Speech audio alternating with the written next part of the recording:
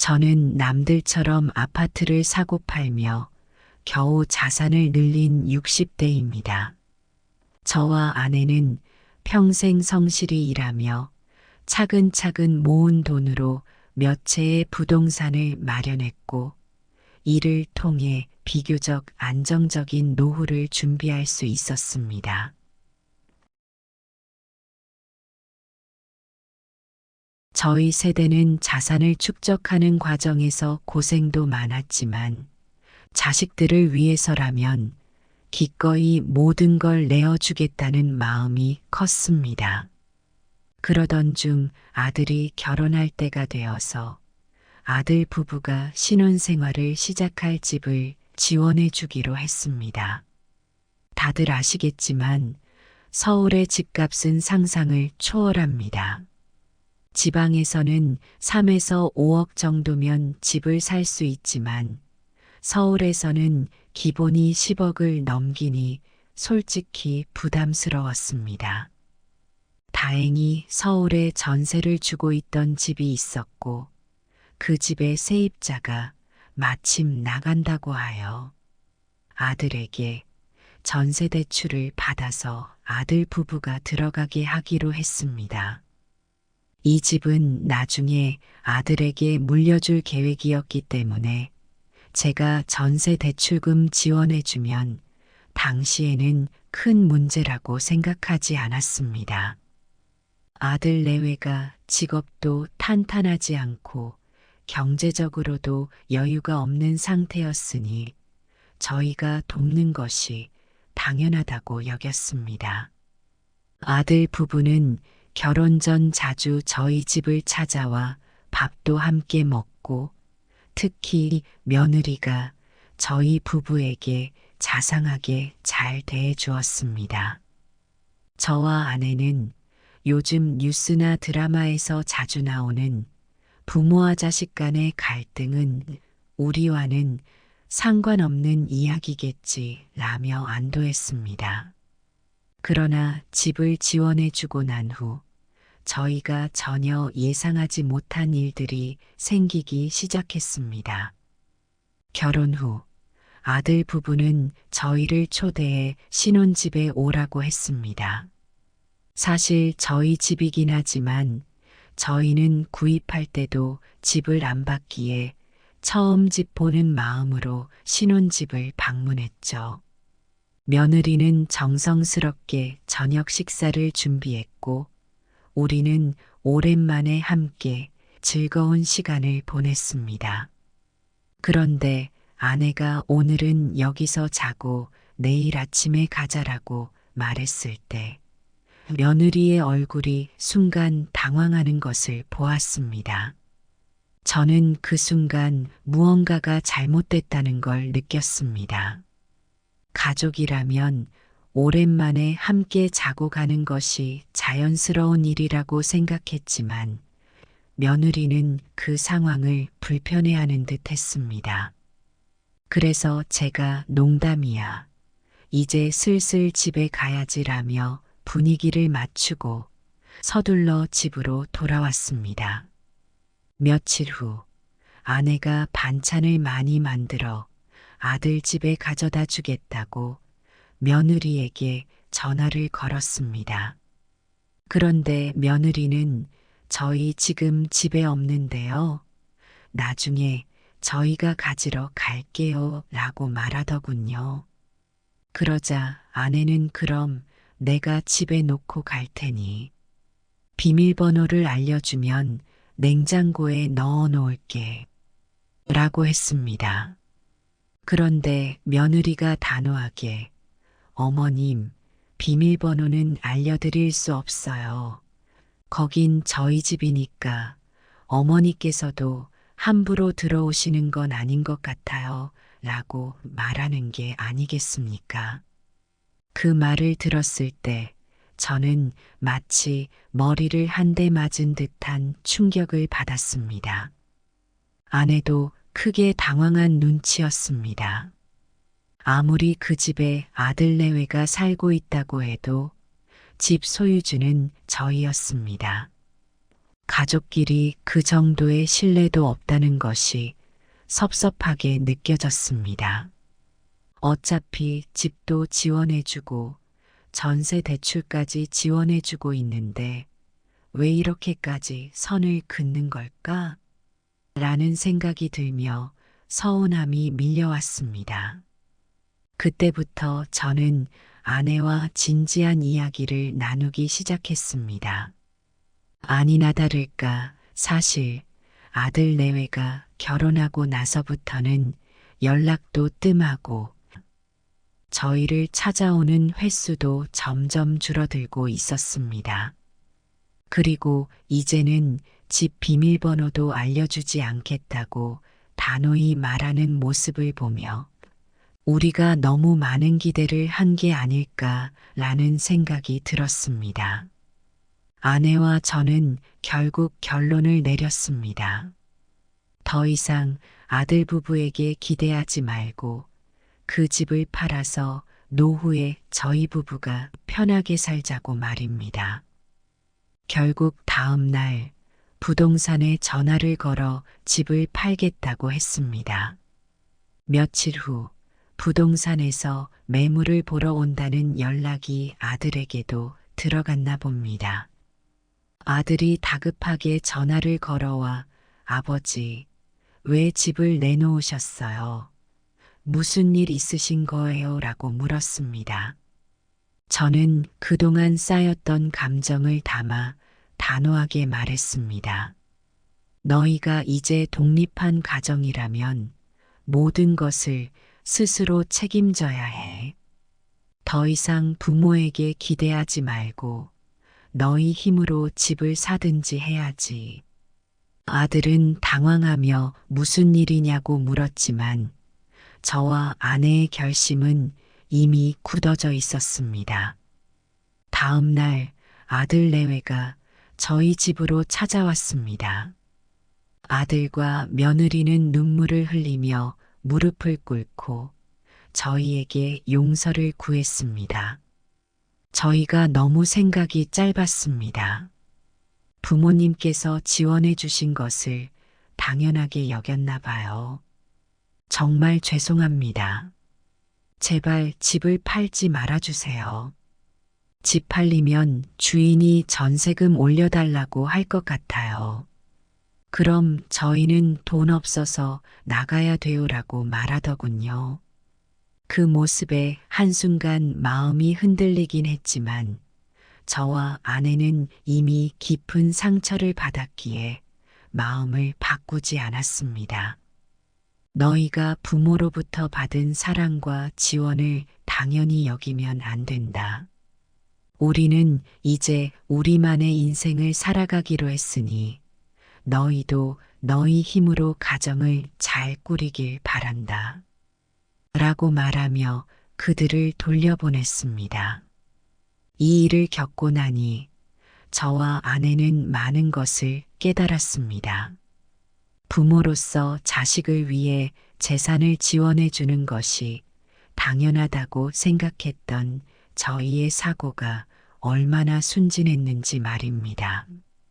자식에게 재산을 물려준다고 해서 자식이 부모를 더 사랑하거나 존경하는 것은 아닙니다. 오히려 부모의 기대와 자식의 입장이 어긋날 때 관계는 더 멀어지고 상처만 남을 뿐입니다. 우리 사회에는 아직도 부모가 자식에게 희생하는 것이 미덕이라는 사고가 강하게 자리 잡고 있습니다. 그러나 이제는 부모 자신이 행복한 삶을 살고 자식들은 스스로의 인생을 책임지는 것이 더 중요하다고 생각합니다. 자식이 부모에게 기대어 살기보다는 자신의 힘으로 인생을 개척해 나가야 합니다.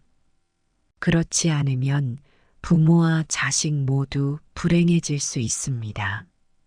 앞으로 저와 아내는 저희가 모아온 재산을 잘 활용하여 남은 인생을 행복하게 살아가기로 했습니다. 자식에게 얽매이지 않고 저희 부부만의 삶을 즐기면서 말이죠. 자식이 자립하는 모습을 보며 자랑스러워할 수 있는 부모가 되는 것이 더 큰 행복이라는 것을 이제야 깨닫게 되었습니다. 재산을 물려주는 것보다 더 중요한 것은 스스로의 인생을 행복하게 살아가는 것입니다. 저는 남들처럼 아파트를 사고 팔며 겨우 자산을 늘린 60대입니다.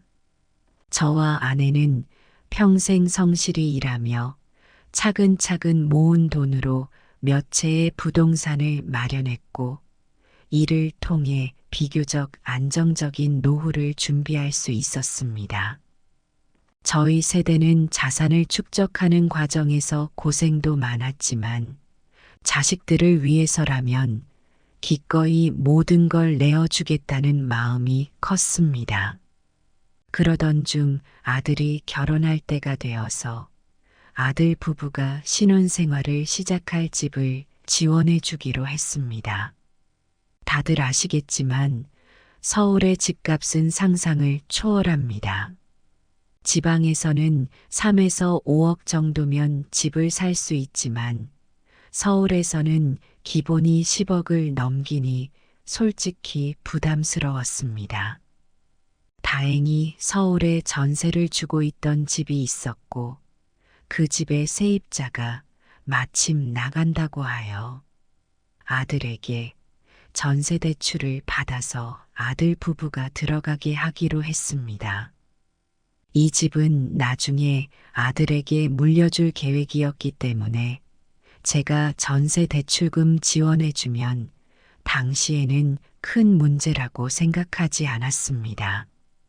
아들 내외가 직업도 탄탄하지 않고 경제적으로도 여유가 없는 상태였으니 저희가 돕는 것이 당연하다고 여겼습니다. 아들 부부는 결혼 전 자주 저희 집을 찾아와 밥도 함께 먹고, 특히 며느리가 저희 부부에게 자상하게 잘 대해 주었습니다. 저와 아내는 요즘 뉴스나 드라마에서 자주 나오는 부모와 자식 간의 갈등은 우리와는 상관없는 이야기겠지라며 안도했습니다.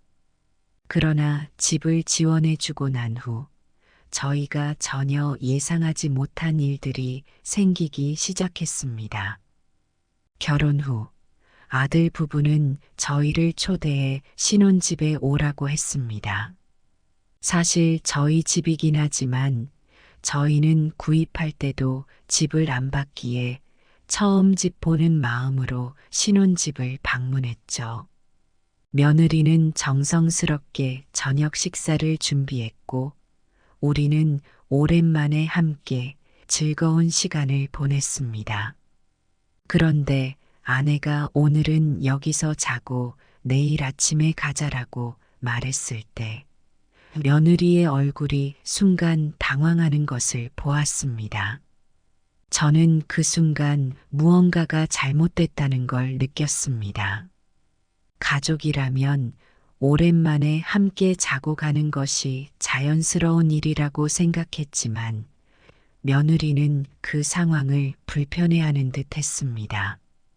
그래서 제가 농담이야, 이제 슬슬 집에 가야지라며 분위기를 맞추고 서둘러 집으로 돌아왔습니다. 며칠 후 아내가 반찬을 많이 만들어 아들 집에 가져다 주겠다고 며느리에게 전화를 걸었습니다. 그런데 며느리는 저희 지금 집에 없는데요. 나중에 저희가 가지러 갈게요 라고 말하더군요. 그러자 아내는 그럼 내가 집에 놓고 갈 테니 비밀번호를 알려주면 냉장고에 넣어 놓을게 라고 했습니다. 그런데 며느리가 단호하게 어머님, 비밀번호는 알려드릴 수 없어요. 거긴 저희 집이니까 어머니께서도 함부로 들어오시는 건 아닌 것 같아요 라고 말하는 게 아니겠습니까? 그 말을 들었을 때 저는 마치 머리를 한 대 맞은 듯한 충격을 받았습니다. 아내도 크게 당황한 눈치였습니다. 아무리 그 집에 아들 내외가 살고 있다고 해도 집 소유주는 저희였습니다. 가족끼리 그 정도의 신뢰도 없다는 것이 섭섭하게 느껴졌습니다. 어차피 집도 지원해주고 전세 대출까지 지원해주고 있는데 왜 이렇게까지 선을 긋는 걸까? 라는 생각이 들며 서운함이 밀려왔습니다. 그때부터 저는 아내와 진지한 이야기를 나누기 시작했습니다. 아니나 다를까 사실 아들 내외가 결혼하고 나서부터는 연락도 뜸하고 저희를 찾아오는 횟수도 점점 줄어들고 있었습니다. 그리고 이제는 집 비밀번호도 알려주지 않겠다고 단호히 말하는 모습을 보며 우리가 너무 많은 기대를 한 게 아닐까라는 생각이 들었습니다. 아내와 저는 결국 결론을 내렸습니다. 더 이상 아들 부부에게 기대하지 말고 그 집을 팔아서 노후에 저희 부부가 편하게 살자고 말입니다. 결국 다음 날 부동산에 전화를 걸어 집을 팔겠다고 했습니다. 며칠 후 부동산에서 매물을 보러 온다는 연락이 아들에게도 들어갔나 봅니다. 아들이 다급하게 전화를 걸어와 아버지, 왜 집을 내놓으셨어요? 무슨 일 있으신 거예요? 라고 물었습니다. 저는 그동안 쌓였던 감정을 담아 단호하게 말했습니다. 너희가 이제 독립한 가정이라면 모든 것을 스스로 책임져야 해. 더 이상 부모에게 기대하지 말고 너희 힘으로 집을 사든지 해야지. 아들은 당황하며 무슨 일이냐고 물었지만 저와 아내의 결심은 이미 굳어져 있었습니다. 다음 날 아들 내외가 저희 집으로 찾아왔습니다. 아들과 며느리는 눈물을 흘리며 무릎을 꿇고 저희에게 용서를 구했습니다.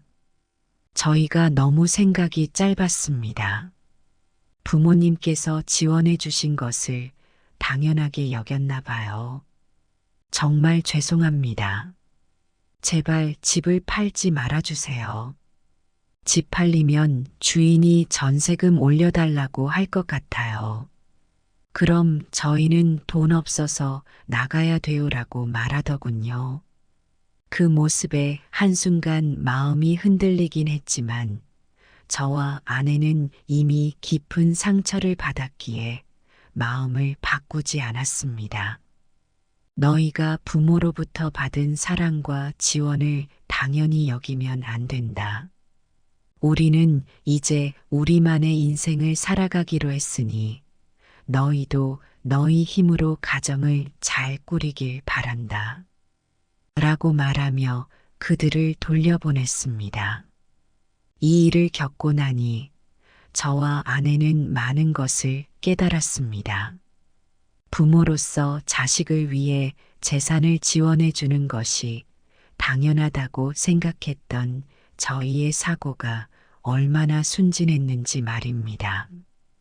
자식에게 재산을 물려준다고 해서 자식이 부모를 더 사랑하거나 존경하는 것은 아닙니다.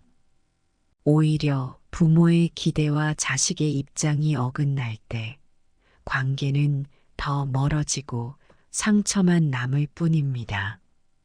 우리 사회에는 아직도 부모가 자식에게 희생하는 것이 미덕이라는 사고가 강하게 자리 잡고 있습니다. 그러나 이제는 부모 자신이 행복한 삶을 살고 자식들은 스스로의 인생을 책임지는 것이 더 중요하다고 생각합니다. 자식이 부모에게 기대어 살기보다는 자신의 힘으로 인생을 개척해 나가야 합니다. 그렇지 않으면 부모와 자식 모두 불행해질 수 있습니다. 앞으로 저와 아내는 저희가 모아온 재산을 잘 활용하여 남은 인생을 행복하게 살아가기로 했습니다. 자식에게 얽매이지 않고 저희 부부만의 삶을 즐기면서 말이죠. 자식이 자립하는 모습을 보며 자랑스러워할 수 있는 부모가 되는 것이 더 큰 행복이라는 것을 이제야 깨닫게 되었습니다. 재산을 물려주는 것보다 더 중요한 것은 스스로의 인생을 행복하게 살아가는 것입니다. 저는 남들처럼 아파트를 사고 팔며 겨우 자산을 늘린 60대입니다. 저와 아내는 평생 성실히 일하며 차근차근 모은 돈으로 몇 채의 부동산을 마련했고, 이를 통해 비교적 안정적인 노후를 준비할 수 있었습니다. 저희 세대는 자산을 축적하는 과정에서 고생도 많았지만 자식들을 위해서라면 기꺼이 모든 걸 내어주겠다는 마음이 컸습니다. 그러던 중 아들이 결혼할 때가 되어서 아들 부부가 신혼생활을 시작할 집을 지원해 주기로 했습니다. 다들 아시겠지만 서울의 집값은 상상을 초월합니다. 지방에서는 3에서 5억 정도면 집을 살 수 있지만 서울에서는 기본이 10억을 넘기니 솔직히 부담스러웠습니다. 다행히 서울에 전세를 주고 있던 집이 있었고 그 집의 세입자가 마침 나간다고 하여 아들에게 전세 대출을 받아서 아들 부부가 들어가게 하기로 했습니다. 이 집은 나중에 아들에게 물려줄 계획이었기 때문에 제가 전세 대출금 지원해주면 당시에는 큰 문제라고 생각하지 않았습니다. 아들 내외가 직업도 탄탄하지 않고 경제적으로도 여유가 없는 상태였으니 저희가 돕는 것이 당연하다고 여겼습니다. 아들 부부는 결혼 전 자주 저희 집을 찾아와 밥도 함께 먹고 특히 며느리가 저희 부부에게 자상하게 잘 대해 주었습니다. 저와 아내는 요즘 뉴스나 드라마에서 자주 나오는 부모와 자식 간의 갈등은 우리와는 상관없는 이야기겠지 라며 안도했습니다. 그러나 집을 지원해 주고 난 후 저희가 전혀 예상하지 못한 일들이 생기기 시작했습니다. 결혼 후 아들 부부는 저희를 초대해 신혼집에 오라고 했습니다. 사실 저희 집이긴 하지만 저희는 구입할 때도 집을 안 받기에 처음 집 보는 마음으로 신혼집을 방문했죠. 며느리는 정성스럽게 저녁 식사를 준비했고 우리는 오랜만에 함께 즐거운 시간을 보냈습니다. 그런데 아내가 오늘은 여기서 자고 내일 아침에 가자라고 말했을 때 며느리의 얼굴이 순간 당황하는 것을 보았습니다. 저는 그 순간 무언가가 잘못됐다는 걸 느꼈습니다. 가족이라면 오랜만에 함께 자고 가는 것이 자연스러운 일이라고 생각했지만 며느리는 그 상황을 불편해하는 듯 했습니다. 그래서 제가 농담이야. 이제 슬슬 집에 가야지라며 분위기를 맞추고 서둘러 집으로 돌아왔습니다. 며칠 후 아내가 반찬을 많이 만들어 아들 집에 가져다 주겠다고 며느리에게 전화를 걸었습니다. 그런데 며느리는 저희 지금 집에 없는데요. 나중에 저희가 가지러 갈게요 라고 말하더군요. 그러자 아내는 그럼 내가 집에 놓고 갈 테니 비밀번호를 알려주면 냉장고에 넣어 놓을게 라고 했습니다. 그런데 며느리가 단호하게 어머님, 비밀번호는 알려드릴 수 없어요. 거긴 저희 집이니까 어머니께서도 함부로 들어오시는 건 아닌 것 같아요. 라고 말하는 게 아니겠습니까? 그 말을 들었을 때 저는 마치 머리를 한 대 맞은 듯한 충격을 받았습니다. 아내도 크게 당황한 눈치였습니다. 아무리 그 집에 아들 내외가 살고 있다고 해도 집 소유주는 저희였습니다. 가족끼리 그 정도의 신뢰도 없다는 것이 섭섭하게 느껴졌습니다. 어차피 집도 지원해주고 전세 대출까지 지원해주고 있는데 왜 이렇게까지 선을 긋는 걸까? 라는 생각이 들며 서운함이 밀려왔습니다. 그때부터 저는 아내와 진지한 이야기를 나누기 시작했습니다. 아니나 다를까 사실 아들 내외가 결혼하고 나서부터는 연락도 뜸하고 저희를 찾아오는 횟수도 점점 줄어들고 있었습니다. 그리고 이제는 집 비밀번호도 알려주지 않겠다고 단호히 말하는 모습을 보며 우리가 너무 많은 기대를 한 게 아닐까라는 생각이 들었습니다. 아내와 저는 결국 결론을 내렸습니다. 더 이상 아들 부부에게 기대하지 말고 그 집을 팔아서 노후에 저희 부부가 편하게 살자고 말입니다.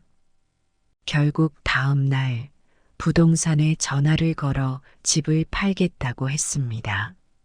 며칠 후 부동산에서 매물을 보러 온다는 연락이 아들에게도 들어갔나 봅니다. 아들이 다급하게 전화를 걸어와 아버지, 왜 집을 내놓으셨어요? 무슨 일 있으신 거예요? 라고 물었습니다. 저는 그동안 쌓였던 감정을 담아 단호하게 말했습니다.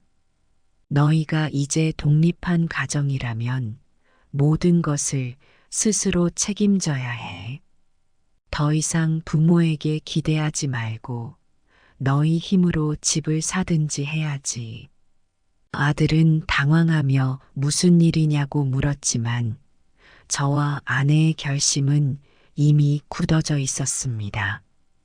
다음 날 아들 내외가 저희 집으로 찾아왔습니다.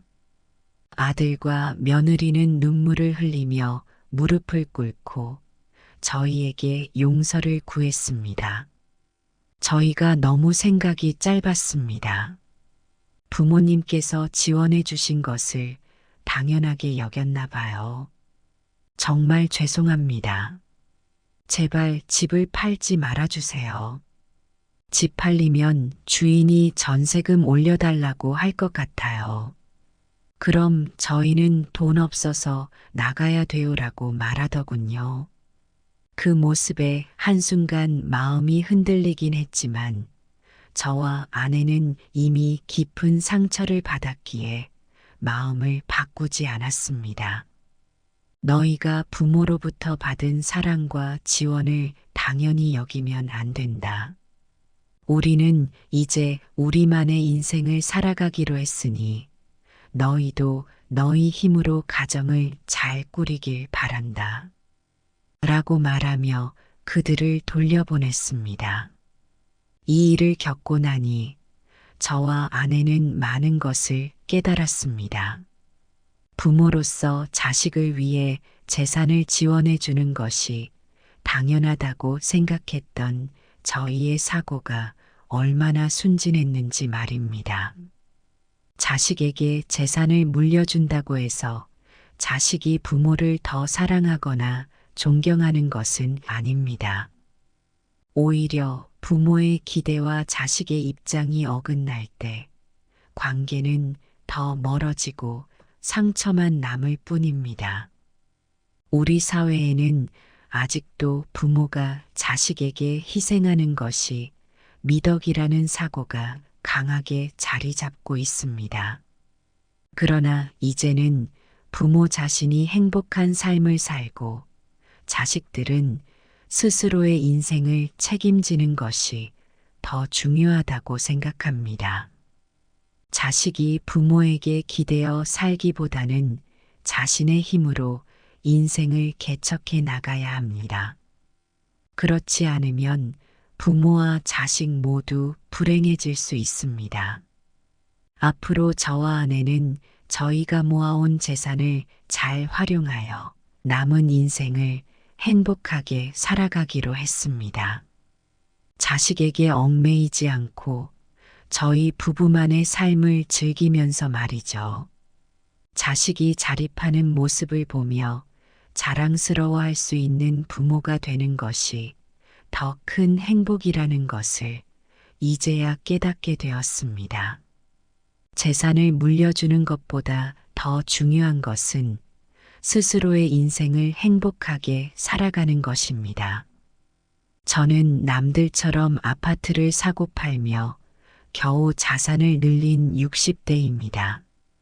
저와 아내는 평생 성실히 일하며 차근차근 모은 돈으로 몇 채의 부동산을 마련했고 이를 통해 비교적 안정적인 노후를 준비할 수 있었습니다. 저희 세대는 자산을 축적하는 과정에서 고생도 많았지만 자식들을 위해서라면 기꺼이 모든 걸 내어주겠다는 마음이 컸습니다. 그러던 중 아들이 결혼할 때가 되어서 아들 부부가 신혼생활을 시작할 집을 지원해 주기로 했습니다. 다들 아시겠지만 서울의 집값은 상상을 초월합니다. 지방에서는 3에서 5억 정도면 집을 살 수 있지만 서울에서는 기본이 10억을 넘기니 솔직히 부담스러웠습니다. 다행히 서울에 전세를 주고 있던 집이 있었고 그 집의 세입자가 마침 나간다고 하여 아들에게 전세 대출을 받아서 아들 부부가 들어가게 하기로 했습니다. 이 집은 나중에 아들에게 물려줄 계획이었기 때문에 제가 전세 대출금 지원해주면 당시에는 큰 문제라고 생각하지 않았습니다. 아들 내외가 직업도 탄탄하지 않고 경제적으로도 여유가 없는 상태였으니 저희가 돕는 것이 당연하다고 여겼습니다. 아들 부부는 결혼 전 자주 저희 집을 찾아와 밥도 함께 먹고 특히 며느리가 저희 부부에게 자상하게 잘 대해 주었습니다. 저와 아내는 요즘 뉴스나 드라마에서 자주 나오는 부모와 자식 간의 갈등은 우리와는 상관없는 이야기겠지라며 안도했습니다. 그러나 집을 지원해주고 난 후 저희가 전혀 예상하지 못한 일들이 생기기 시작했습니다. 결혼 후 아들 부부는 저희를 초대해 신혼집에 오라고 했습니다. 사실 저희 집이긴 하지만 저희는 구입할 때도 집을 안 받기에 처음 집 보는 마음으로 신혼집을 방문했죠. 며느리는 정성스럽게 저녁 식사를 준비했고 우리는 오랜만에 함께 즐거운 시간을 보냈습니다. 그런데 아내가 오늘은 여기서 자고 내일 아침에 가자라고 말했을 때 며느리의 얼굴이 순간 당황하는 것을 보았습니다. 저는 그 순간 무언가가 잘못됐다는 걸 느꼈습니다. 가족이라면 오랜만에 함께 자고 가는 것이 자연스러운 일이라고 생각했지만 며느리는 그 상황을 불편해하는 듯 했습니다. 그래서 제가 농담이야. 이제 슬슬 집에 가야지라며 분위기를 맞추고 서둘러 집으로 돌아왔습니다. 며칠 후 아내가 반찬을 많이 만들어 아들 집에 가져다 주겠다고 며느리에게 전화를 걸었습니다. 그런데 며느리는 저희 지금 집에 없는데요. 나중에 저희가 가지러 갈게요 라고 말하더군요. 그러자 아내는 그럼 내가 집에 놓고 갈 테니 비밀번호를 알려주면 냉장고에 넣어 놓을게 라고 했습니다. 그런데 며느리가 단호하게 어머님, 비밀번호는 알려드릴 수 없어요. 거긴 저희 집이니까 어머니께서도 함부로 들어오시는 건 아닌 것 같아요. 라고 말하는 게 아니겠습니까? 그 말을 들었을 때 저는 마치 머리를 한 대 맞은 듯한 충격을 받았습니다. 아내도 크게 당황한 눈치였습니다. 아무리 그 집에 아들 내외가 살고 있다고 해도 집 소유주는 저희였습니다. 가족끼리 그 정도의 신뢰도 없다는 것이 섭섭하게 느껴졌습니다. 어차피 집도 지원해주고 전세 대출까지 지원해주고 있는데 왜 이렇게까지 선을 긋는 걸까? 라는 생각이 들며 서운함이 밀려왔습니다. 그때부터 저는 아내와 진지한 이야기를 나누기 시작했습니다. 아니나 다를까 사실 아들 내외가 결혼하고 나서부터는 연락도 뜸하고 저희를 찾아오는 횟수도 점점 줄어들고 있었습니다. 그리고 이제는 집 비밀번호도 알려주지 않겠다고 단호히 말하는 모습을 보며 우리가 너무 많은 기대를 한 게 아닐까라는 생각이 들었습니다. 아내와 저는 결국 결론을 내렸습니다. 더 이상 아들 부부에게 기대하지 말고 그 집을 팔아서 노후에 저희 부부가 편하게 살자고 말입니다. 결국 다음 날 부동산에 전화를 걸어 집을 팔겠다고 했습니다. 며칠 후 부동산에서 매물을 보러 온다는 연락이 아들에게도 들어갔나 봅니다. 아들이 다급하게 전화를 걸어와 아버지, 왜 집을 내놓으셨어요? 무슨 일 있으신 거예요? 라고 물었습니다. 저는 그동안 쌓였던 감정을 담아 단호하게 말했습니다. 너희가 이제 독립한 가정이라면 모든 것을 스스로 책임져야 해. 더 이상 부모에게 기대하지 말고 너희 힘으로 집을 사든지 해야지. 아들은 당황하며 무슨 일이냐고 물었지만 저와 아내의 결심은 이미 굳어져 있었습니다. 다음 날 아들 내외가 저희 집으로 찾아왔습니다. 아들과 며느리는 눈물을 흘리며 무릎을 꿇고 저희에게 용서를 구했습니다. 저희가 너무 생각이 짧았습니다. 부모님께서 지원해 주신 것을 당연하게 여겼나 봐요. 정말 죄송합니다. 제발 집을 팔지 말아주세요. 집 팔리면 주인이 전세금 올려달라고 할 것 같아요. 그럼 저희는 돈 없어서 나가야 돼요라고 말하더군요. 그 모습에 한순간 마음이 흔들리긴 했지만 저와 아내는 이미 깊은 상처를 받았기에 마음을 바꾸지 않았습니다.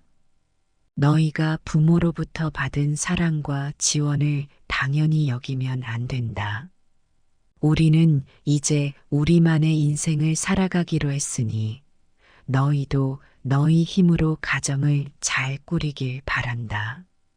라고 말하며 그들을 돌려보냈습니다. 이 일을 겪고 나니 저와 아내는 많은 것을 깨달았습니다.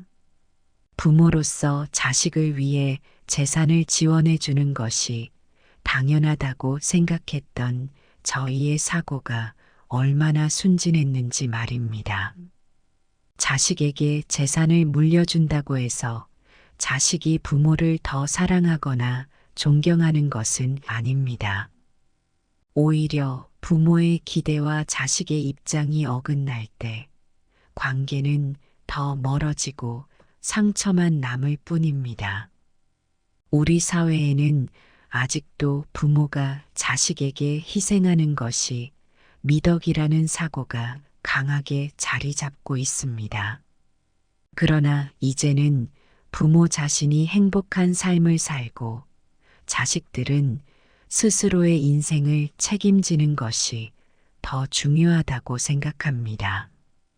자식이 부모에게 기대어 살기보다는 자신의 힘으로 인생을 개척해 나가야 합니다. 그렇지 않으면 부모와 자식 모두 불행해질 수 있습니다. 앞으로 저와 아내는 저희가 모아온 재산을 잘 활용하여 남은 인생을 행복하게 살아가기로 했습니다.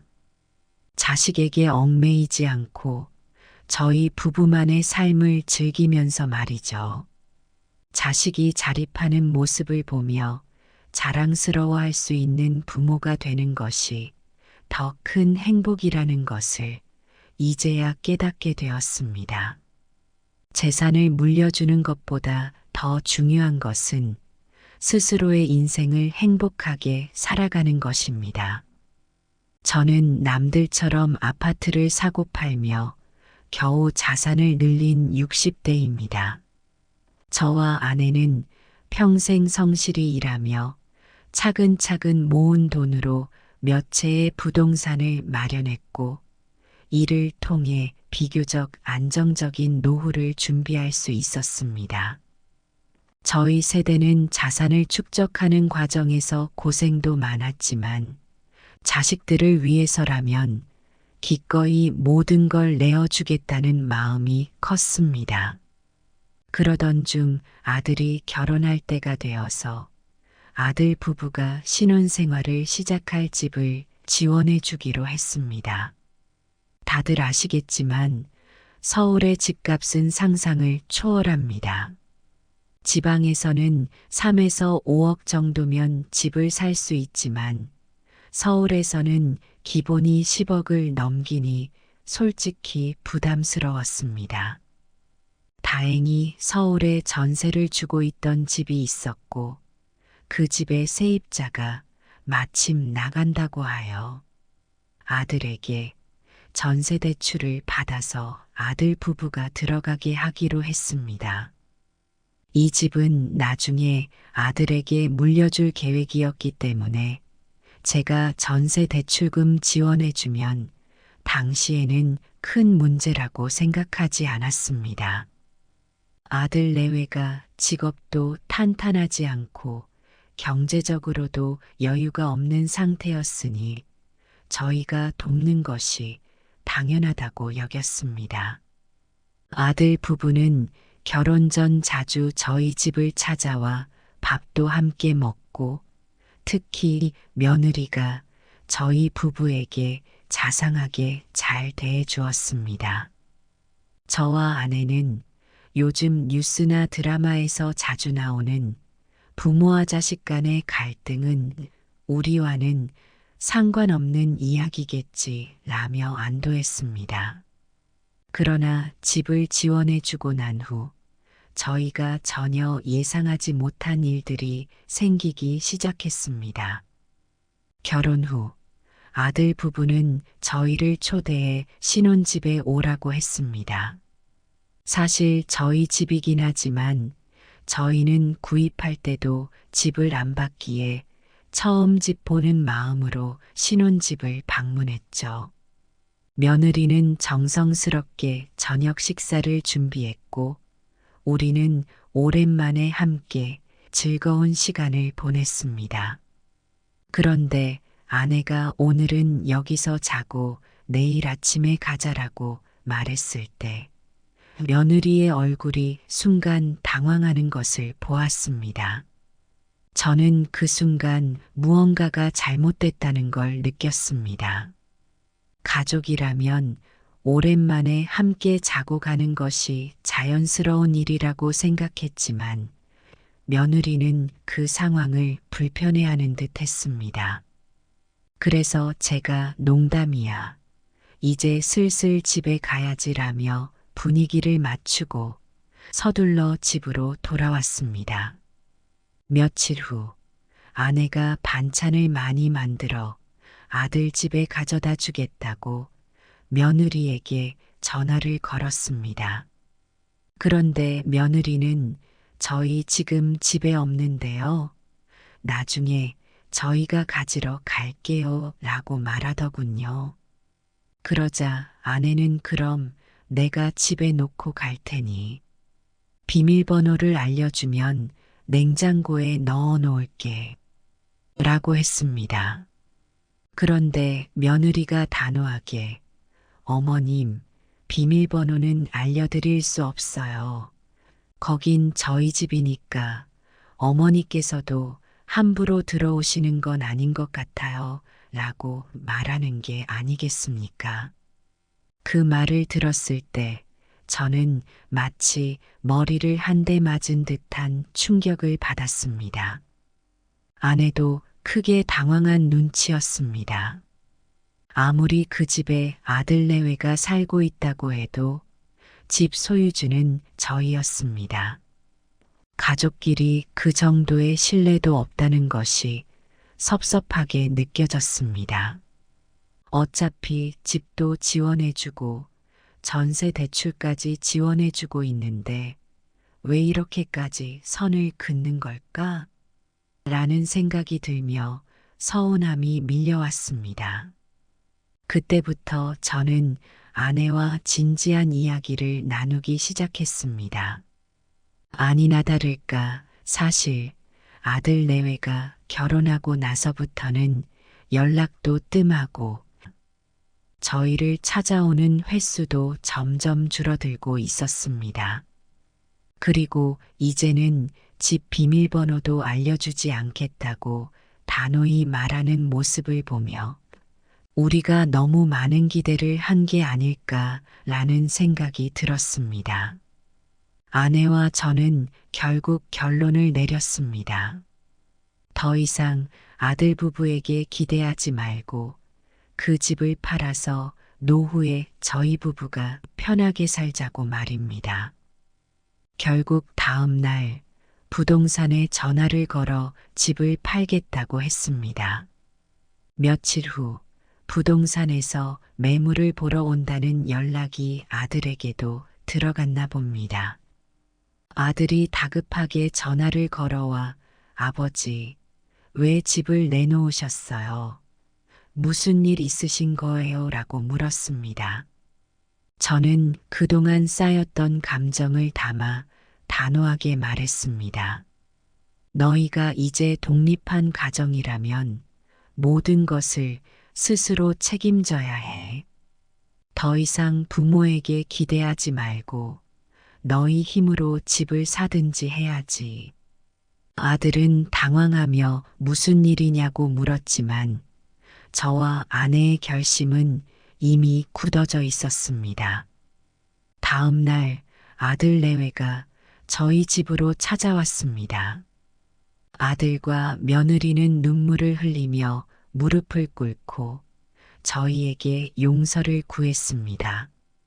저희가 너무 생각이 짧았습니다. 부모님께서 지원해 주신 것을 당연하게 여겼나 봐요. 정말 죄송합니다. 제발 집을 팔지 말아주세요.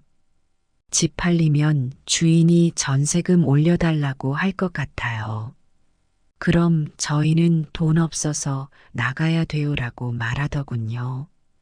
그 모습에 한순간 마음이 흔들리긴 했지만 저와 아내는 이미 깊은 상처를 받았기에 마음을 바꾸지 않았습니다. 너희가 부모로부터 받은 사랑과 지원을 당연히 여기면 안 된다. 우리는 이제 우리만의 인생을 살아가기로 했으니 너희도 너희 힘으로 가정을 잘 꾸리길 바란다. 라고 말하며 그들을 돌려보냈습니다. 이 일을 겪고 나니 저와 아내는 많은 것을 깨달았습니다. 부모로서 자식을 위해 재산을 지원해 주는 것이 당연하다고 생각했던 저희의 사고가 얼마나 순진했는지 말입니다. 자식에게 재산을 물려준다고 해서 자식이 부모를 더 사랑하거나 존경하는 것은 아닙니다. 오히려 부모의 기대와 자식의 입장이 어긋날 때 관계는 더 멀어지고 상처만 남을 뿐입니다. 우리 사회에는 아직도 부모가 자식에게 희생하는 것이 미덕이라는 사고가 강하게 자리 잡고 있습니다. 그러나 이제는 부모 자신이 행복한 삶을 살고 자식들은 스스로의 인생을 책임지는 것이 더 중요하다고 생각합니다. 자식이 부모에게 기대어 살기보다는 자신의 힘으로 인생을 개척해 나가야 합니다. 그렇지 않으면 부모와 자식 모두 불행해질 수 있습니다. 앞으로 저와 아내는 저희가 모아온 재산을 잘 활용하여 남은 인생을 행복하게 살아가기로 했습니다. 자식에게 얽매이지 않고 저희 부부만의 삶을 즐기면서 말이죠. 자식이 자립하는 모습을 보며 자랑스러워할 수 있는 부모가 되는 것이 더 큰 행복이라는 것을 이제야 깨닫게 되었습니다. 재산을 물려주는 것보다 더 중요한 것은 스스로의 인생을 행복하게 살아가는 것입니다. 저는 남들처럼 아파트를 사고 팔며 겨우 자산을 늘린 60대입니다. 저와 아내는 평생 성실히 일하며 차근차근 모은 돈으로 몇 채의 부동산을 마련했고 이를 통해 비교적 안정적인 노후를 준비할 수 있었습니다. 저희 세대는 자산을 축적하는 과정에서 고생도 많았지만 자식들을 위해서라면 기꺼이 모든 걸 내어주겠다는 마음이 컸습니다. 그러던 중 아들이 결혼할 때가 되어서 아들 부부가 신혼생활을 시작할 집을 지원해 주기로 했습니다. 다들 아시겠지만 서울의 집값은 상상을 초월합니다. 지방에서는 3에서 5억 정도면 집을 살 수 있지만 서울에서는 기본이 10억을 넘기니 솔직히 부담스러웠습니다. 다행히 서울에 전세를 주고 있던 집이 있었고 그 집의 세입자가 마침 나간다고 하여 아들에게 전세 대출을 받아서 아들 부부가 들어가게 하기로 했습니다. 이 집은 나중에 아들에게 물려줄 계획이었기 때문에 제가 전세 대출금 지원해주면 당시에는 큰 문제라고 생각하지 않았습니다. 아들 내외가 직업도 탄탄하지 않고 경제적으로도 여유가 없는 상태였으니 저희가 돕는 것이 당연하다고 여겼습니다. 아들 부부는 결혼 전 자주 저희 집을 찾아와 밥도 함께 먹고 특히 며느리가 저희 부부에게 자상하게 잘 대해 주었습니다. 저와 아내는 요즘 뉴스나 드라마에서 자주 나오는 부모와 자식 간의 갈등은 우리와는 상관없는 이야기겠지 라며 안도했습니다. 그러나 집을 지원해주고 난 후 저희가 전혀 예상하지 못한 일들이 생기기 시작했습니다. 결혼 후 아들 부부는 저희를 초대해 신혼집에 오라고 했습니다. 사실 저희 집이긴 하지만 저희는 구입할 때도 집을 안 받기에 처음 집 보는 마음으로 신혼집을 방문했죠. 며느리는 정성스럽게 저녁 식사를 준비했고 우리는 오랜만에 함께 즐거운 시간을 보냈습니다. 그런데 아내가 오늘은 여기서 자고 내일 아침에 가자라고 말했을 때 며느리의 얼굴이 순간 당황하는 것을 보았습니다. 저는 그 순간 무언가가 잘못됐다는 걸 느꼈습니다. 가족이라면 오랜만에 함께 자고 가는 것이 자연스러운 일이라고 생각했지만 며느리는 그 상황을 불편해하는 듯 했습니다. 그래서 제가 농담이야. 이제 슬슬 집에 가야지라며 분위기를 맞추고 서둘러 집으로 돌아왔습니다.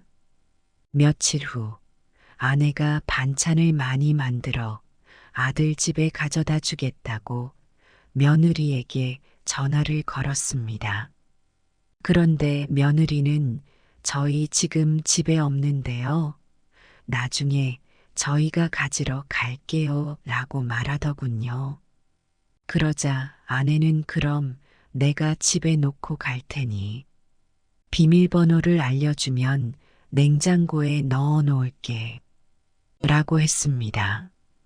그런데 며느리가 단호하게 어머님, 비밀번호는 알려드릴 수 없어요.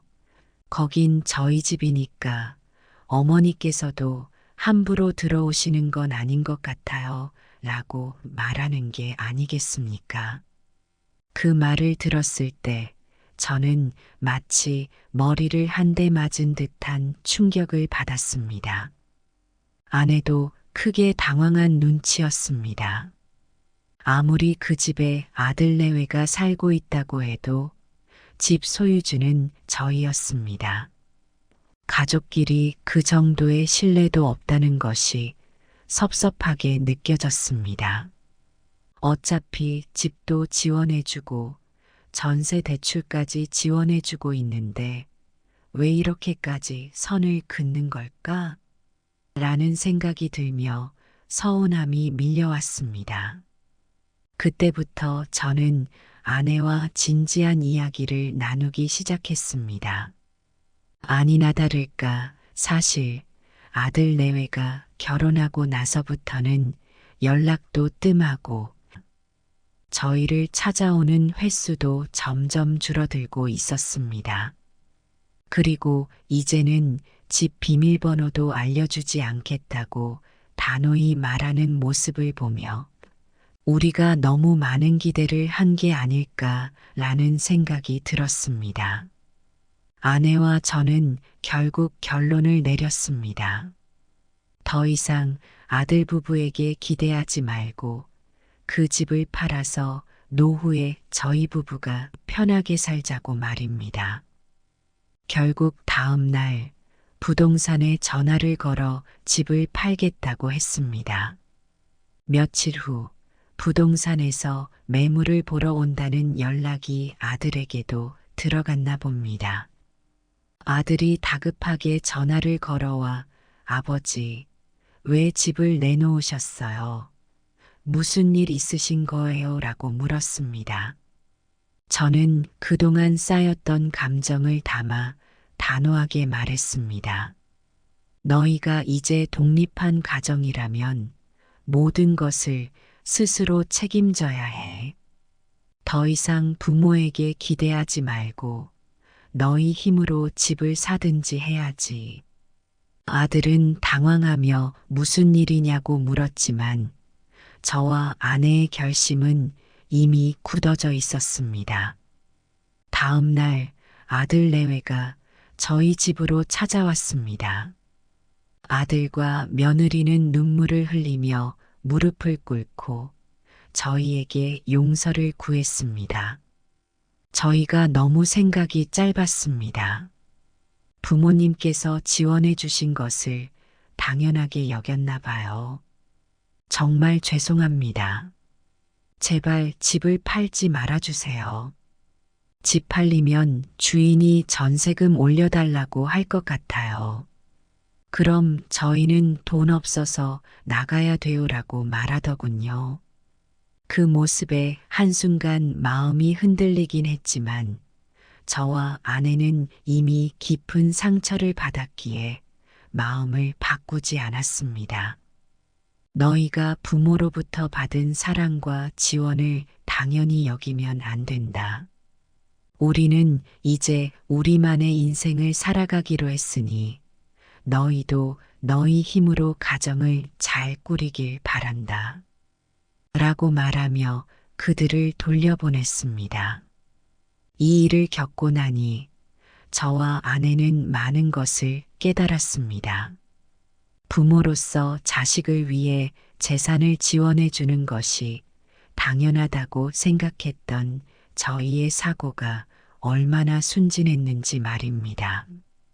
자식에게 재산을 물려준다고 해서 자식이 부모를 더 사랑하거나 존경하는 것은 아닙니다. 오히려 부모의 기대와 자식의 입장이 어긋날 때 관계는 더 멀어지고 상처만 남을 뿐입니다. 우리 사회에는 아직도 부모가 자식에게 희생하는 것이 미덕이라는 사고가 강하게 자리 잡고 있습니다. 그러나 이제는 부모 자신이 행복한 삶을 살고 자식들은 스스로의 인생을 책임지는 것이 더 중요하다고 생각합니다. 자식이 부모에게 기대어 살기보다는 자신의 힘으로 인생을 개척해 나가야 합니다. 그렇지 않으면 부모와 자식 모두 불행해질 수 있습니다. 앞으로 저와 아내는 저희가 모아온 재산을 잘 활용하여 남은 인생을 행복하게 살아가기로 했습니다. 자식에게 얽매이지 않고 저희 부부만의 삶을 즐기면서 말이죠. 자식이 자립하는 모습을 보며 자랑스러워할 수 있는 부모가 되는 것이 더 큰 행복이라는 것을 이제야 깨닫게 되었습니다. 재산을 물려주는 것보다 더 중요한 것은 스스로의 인생을 행복하게 살아가는 것입니다. 저는 남들처럼 아파트를 사고 팔며 겨우 자산을 늘린 60대입니다. 저와 아내는 평생 성실히 일하며 차근차근 모은 돈으로 몇 채의 부동산을 마련했고 이를 통해 비교적 안정적인 노후를 준비할 수 있었습니다.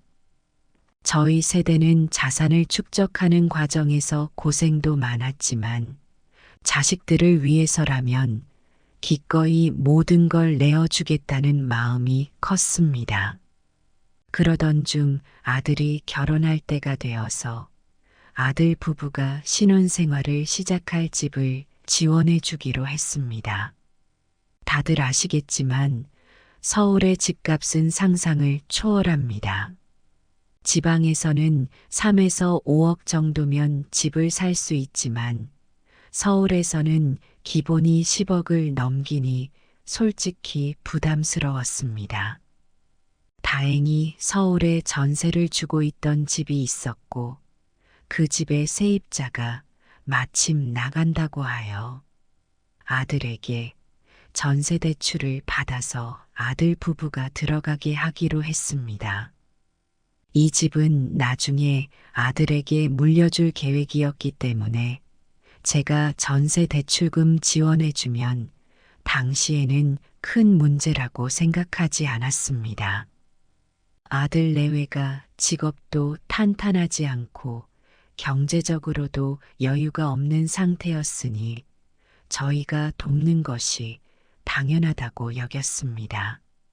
아들 부부는 결혼 전 자주 저희 집을 찾아와 밥도 함께 먹고 특히 며느리가 저희 부부에게 자상하게 잘 대해 주었습니다.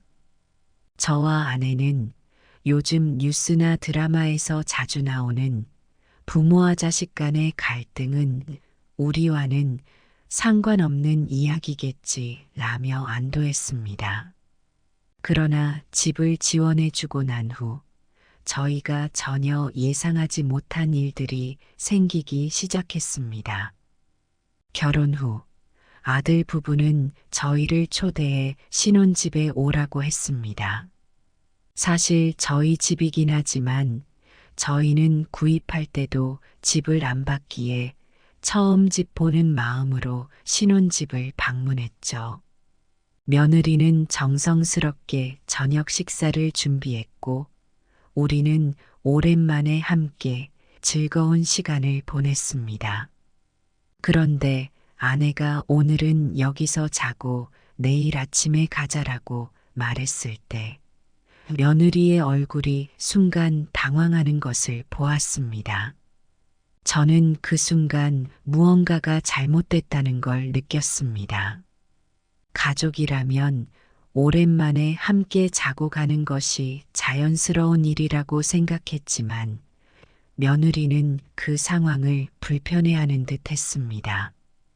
그래서 제가 농담이야. 이제 슬슬 집에 가야지라며 분위기를 맞추고 서둘러 집으로 돌아왔습니다. 며칠 후 아내가 반찬을 많이 만들어 아들 집에 가져다 주겠다고 며느리에게 전화를 걸었습니다. 그런데 며느리는 저희 지금 집에 없는데요. 나중에 저희가 가지러 갈게요 라고 말하더군요. 그러자 아내는 그럼 내가 집에 놓고 갈 테니 비밀번호를 알려주면 냉장고에 넣어 놓을게 라고 했습니다. 그런데 며느리가 단호하게 어머님, 비밀번호는 알려드릴 수 없어요. 거긴 저희 집이니까 어머니께서도 함부로 들어오시는 건 아닌 것 같아요. 라고 말하는 게 아니겠습니까? 그 말을 들었을 때 저는 마치 머리를 한 대 맞은 듯한 충격을 받았습니다. 아내도 크게 당황한 눈치였습니다. 아무리 그 집에 아들 내외가 살고 있다고 해도 집 소유주는 저희였습니다. 가족끼리 그 정도의 신뢰도 없다는 것이 섭섭하게 느껴졌습니다. 어차피 집도 지원해주고 전세 대출까지 지원해주고 있는데 왜 이렇게까지 선을 긋는 걸까? 라는 생각이 들며 서운함이 밀려왔습니다. 그때부터 저는 아내와 진지한 이야기를 나누기 시작했습니다. 아니나 다를까 사실 아들 내외가 결혼하고 나서부터는 연락도 뜸하고 저희를 찾아오는 횟수도 점점 줄어들고 있었습니다. 그리고 이제는 집 비밀번호도 알려주지 않겠다고 단호히 말하는 모습을 보며 우리가 너무 많은 기대를 한 게 아닐까라는 생각이 들었습니다. 아내와 저는 결국 결론을 내렸습니다. 더 이상 아들 부부에게 기대하지 말고 그 집을 팔아서 노후에 저희 부부가 편하게 살자고 말입니다. 결국 다음 날 부동산에 전화를 걸어 집을 팔겠다고 했습니다. 며칠 후 부동산에서 매물을 보러 온다는 연락이 아들에게도 들어갔나 봅니다. 아들이 다급하게 전화를 걸어와 아버지, 왜 집을 내놓으셨어요? 무슨 일 있으신 거예요? 라고 물었습니다. 저는 그동안 쌓였던 감정을 담아 단호하게 말했습니다. 너희가 이제 독립한 가정이라면 모든 것을 스스로 책임져야 해. 더 이상 부모에게 기대하지 말고 너희 힘으로 집을 사든지 해야지. 아들은 당황하며 무슨 일이냐고 물었지만 저와 아내의 결심은 이미 굳어져 있었습니다. 다음 날 아들 내외가 저희 집으로 찾아왔습니다. 아들과 며느리는 눈물을 흘리며 무릎을 꿇고 저희에게 용서를 구했습니다. 저희가 너무 생각이 짧았습니다. 부모님께서 지원해 주신 것을 당연하게 여겼나 봐요. 정말 죄송합니다. 제발 집을 팔지 말아주세요. 집 팔리면 주인이 전세금 올려달라고 할 것 같아요. 그럼 저희는 돈 없어서 나가야 돼요라고 말하더군요. 그 모습에 한순간 마음이 흔들리긴 했지만 저와 아내는 이미 깊은 상처를 받았기에 마음을 바꾸지 않았습니다. 너희가 부모로부터 받은 사랑과 지원을 당연히 여기면 안 된다. 우리는 이제 우리만의 인생을 살아가기로 했으니 너희도 너희 힘으로 가정을 잘 꾸리길 바란다. 라고 말하며 그들을 돌려보냈습니다. 이 일을 겪고 나니 저와 아내는 많은 것을 깨달았습니다. 부모로서 자식을 위해 재산을 지원해 주는 것이 당연하다고 생각했던 저희의 사고가 얼마나 순진했는지 말입니다. 자식에게 재산을 물려준다고 해서 자식이 부모를 더 사랑하거나 존경하는 것은 아닙니다. 오히려 부모의 기대와 자식의 입장이 어긋날 때 관계는 더 멀어지고 상처만 남을 뿐입니다. 우리 사회에는 아직도 부모가 자식에게 희생하는 것이 미덕이라는 사고가 강하게 자리 잡고 있습니다. 그러나 이제는 부모 자신이 행복한 삶을 살고 자식들은 스스로의 인생을 책임지는 것이 더 중요하다고 생각합니다. 자식이 부모에게 기대어 살기보다는 자신의 힘으로 인생을 개척해 나가야 합니다. 그렇지 않으면 부모와 자식 모두 불행해질 수 있습니다. 앞으로 저와 아내는 저희가 모아온 재산을 잘 활용하여 남은 인생을 행복하게 살아가기로 했습니다. 자식에게 얽매이지 않고 저희 부부만의 삶을 즐기면서 말이죠. 자식이 자립하는 모습을 보며 자랑스러워할 수 있는 부모가 되는 것이 더 큰 행복이라는 것을 이제야 깨닫게 되었습니다. 재산을 물려주는 것보다 더 중요한 것은 스스로의 인생을 행복하게 살아가는 것입니다.